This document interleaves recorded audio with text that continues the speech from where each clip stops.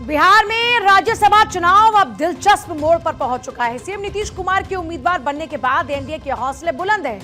5 सीटों पर जीत का दावा किया जा रहा है। हालांकि तेजस्वी यादव की पार्टी आरजेडी का कहना है कि एक सीट पर उसके उम्मीदवार की जीत तय है, लेकिन महागठबंधन के जिन दलों के समर्थन के भरोसे आरजेडी यह दावा कर रही है, वही दल अब खुलकर सवाल उठा रहे हैं।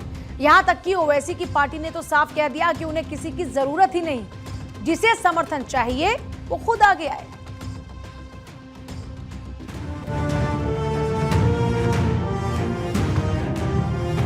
बिहार में राज्यसभा की 5 सीटों के लिए 16 मार्च को मतदान होना है। एनडीए ने अपने उम्मीदवारों के तौर पर नितिन नवीन, नीतीश कुमार, रामनाथ ठाकुर, उपेंद्र कुशवाहा और शिवेश राम को मैदान में उतारा है। राजनीतिक समीकरणों को देखते हुए इन 5 उम्मीदवारों की जीत लगभग तय मानी जा रही है। हालांकि आरजेडी का दावा है कि उसके उम्मीदवार एडी सिंह चुनाव जीतकर राज्यसभा पहुंचेंगे। आरजेडी का कहना है कि महागठबंधन के सभी सहयोगी दल, साथ ही बीएसपी और ओवैसी की पार्टी एआईएमआईएम बीजेपी की राजनीति को रोकने के लिए महागठबंधन के उम्मीदवार के पक्ष में मतदान करेगी। देखिए, राज्यसभा के चुनाव में राष्ट्रीय जनता दल की ओर से एडी सिंह जी प्रत्याशी बनाए गए हैं। इनके प्रति महागठबंधन के सभी दलों का समर्थन और विश्वास है।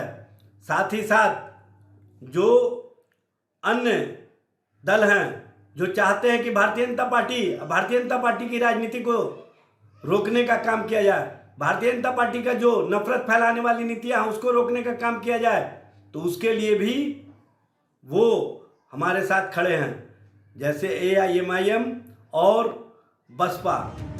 हालांकि आरजेडी के इस दावे पर एआईएमआईएम ने सवाल खड़े कर दिए हैं। पार्टी के राष्ट्रीय प्रवक्ता आदिल हसन का कहना है कि तेजस्वी यादव ने तो मानो बीजेपी को राज्यसभा की 5 सीटें जिताने का मन बना लिया है। एआईएमआईएम का आरोप है कि अगर महागठबंधन अपने उम्मीदवार को राज्यसभा भेजना चाहता है तो उसे पहले सहयोगी दलों से बातचीत करनी चाहिए थी, लेकिन अब तक ना तो एआईएमआईएम से संपर्क किया गया है और न ही बीएसपी से। आदिल हसन का कहना है कि एआईएमआईएम बीजेपी के खिलाफ है और रहेगी, लेकिन समर्थन मांगने की पहल महागठबंधन को ही करनी होगी। उन्होंने ये भी याद दिलाया कि तेलंगाना में जब मुख्यमंत्री रेवंत रेड्डी ने समर्थन मांगा था तो एआईएमआईएम ने उनका साथ दिया था, लेकिन बिहार में अब तक तेजस्वी यादव की तरफ से कोई पहल नहीं हुई, जिससे ये संकेत मिलता है कि आरजेडी की उम्मीदवारी सिर्फ औपचारिकता भर है। हमारा स्टैंड क्लियर है कि भाजपा के खिलाफ कल भी थे, आज भी और कल भी रहेंगे, लेकिन आपके तरफ से कोई संदेश नहीं आया, क्योंकि 35 ही एमएलए आपके पास है, 5 एमएलए हमारा, फिर बसपा के एक एमएलए साहब है, उनसे भी कोई राब्ता नहीं हुआ है। तो उम्मीद है तेजस्वी जी इस बात को समझेंगे। अगर अपोजिशन को जितवाना है तो एमआईएम के टॉप लीडरशिप से आप बात करेंगे, क्योंकि तेलंगाना में आपने देखा कि तेलंगाना की दूसरी सीट के लिए एमआईएम के एमएलए की जरूरत थी, तो तेलंगाना के चीफ मिनिस्टर साहब ने वहां के हमारे एमएलए लोग को ले गए, बैरिस्टर हसन ओवैसी साहब से बात की, अकबर साहब से बात की, जिसके चलते नॉमिनेशन में भी खूबसूरत तस्वीर आई कि एमआईएम के भी एमएलए थे, खुद सीएम रेवंत रेड्डी साहब थे और दूसरे लोग थे।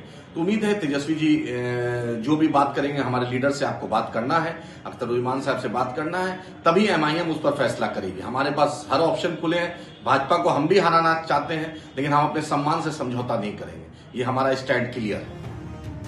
उधर राज्यसभा चुनाव को लेकर महागठबंधन के अंदर की खींचतान अब खुलकर सामने आने लगी है। कांग्रेस के प्रवक्ता आसिफ नाथ तिवारी ने बिना नाम लिए सहयोगी दलों पर निशाना साधा है और कहा है कि जो लोग बीजेपी का विरोध करने का दिखावा करते हैं, उनका असली चेहरा अब सामने आ गया है और जब दुश्मनों से दोस्ती हो जाती है तो अपनों में कमियां नजर आने लगती हैं। हमें किसी का नाम नहीं लेना है, लेकिन जो ऐसा कर रहा है वो बेनकाब हो गया है। देखिए, जब दुश्मनों को मदद पहुंचानी होती है तो अपनों में कमियां दिखने लगती हैं।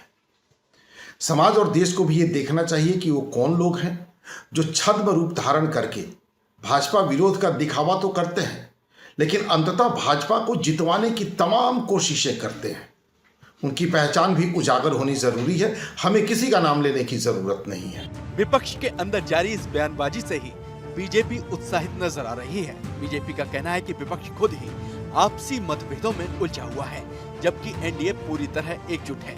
बीजेपी प्रवक्ता प्रभाकर मिश्र का कहना है कि अगर तेजस्वी यादव ने अब तक एआईएमआईएम और बीएसपी से बात नहीं की है तो ये साफ संकेत है कि विपक्ष के पास कोई ठोस रणनीति नहीं है। महागठबंधन की हालत आज ऐसी हो गई है कि उनके सहयोगी ही उनको आईना दिखा रहे हैं। एआईएमआईएम साफ कह रही है कि तेजस्वी यादव ने राज्यसभा को लेकर उनसे कोई बातचीत तक नहीं की। सच तो यह है कि महागठबंधन के पास न रणनीति है न नेतृत्व। कांग्रेस आज अनर्गल बयान देकर अपनी हताशा छिपा रही है। बिहार की जनता देख रही है कि विपक्ष सिर्फ बयानबाजी और आपसी आरोपों में उलझा है, जबकि एनडीए मजबूती से खड़ा है और सभी सीटों पर जीत दर्ज करेगा। राज्यसभा चुनाव में एक उम्मीदवार के लिए 41 विधायकों का समर्थन चाहिए। ऐसे में एनडीए के 4 उम्मीदवारों का निर्विरोध जीत कर जाना तय माना जा रहा है। बस एक उम्मीदवार के लिए एनडीए को 3 विधायकों की जरूरत होगी। सूत्रों का दावा है कि इसके लिए भी जरूरी समर्थन का इंतजाम एनडीए पहले ही कर चुका है।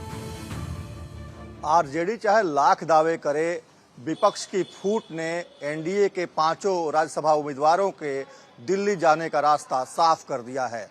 एआईएमआईएम ने साफ कह दिया है कि तेजस्वी यादव ने अभी तक कोई पहल नहीं की है और जब बातचीत नहीं कर रहे हैं तो ऐसे में एआईएमआईएम को किसी की जरूरत नहीं है और वो अपना समर्थन महागठबंधन के उम्मीदवार को नहीं देंगे। मतलब साफ है, अमरेंद्रधारी सिंह भले ही धनवान हों और धन के बदौलत राज्यसभा जाने की सोच रखते हों, लेकिन विपक्ष की फूट उनके रास्ते में बड़ा रोड़ा बन गई है।